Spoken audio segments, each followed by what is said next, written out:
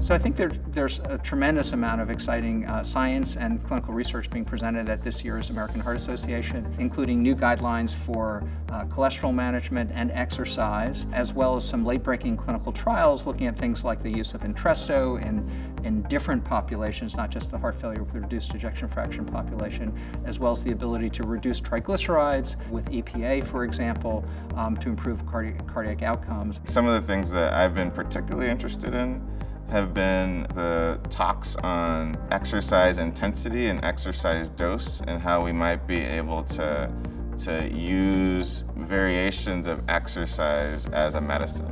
The broad uptake of using exercise as a physiologic probe to unmask physiologic abnormalities early in the disease course is becoming more widespread and is very encouraging. The most interesting topic at this year's AHA, and something that I've been looking forward to, is hearing the new lipid guidelines and all the discussion and data surrounding them.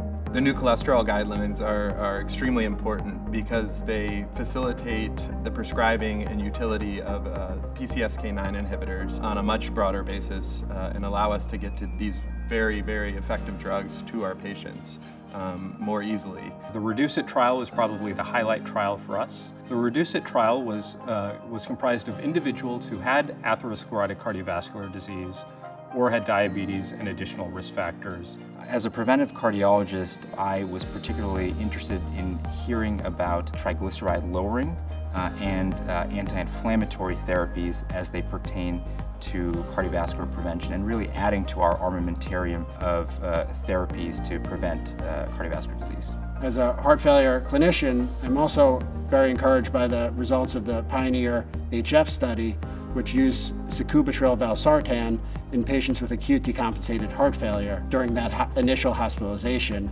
and showed superiority to the standard of care now, which is ACE inhibitors.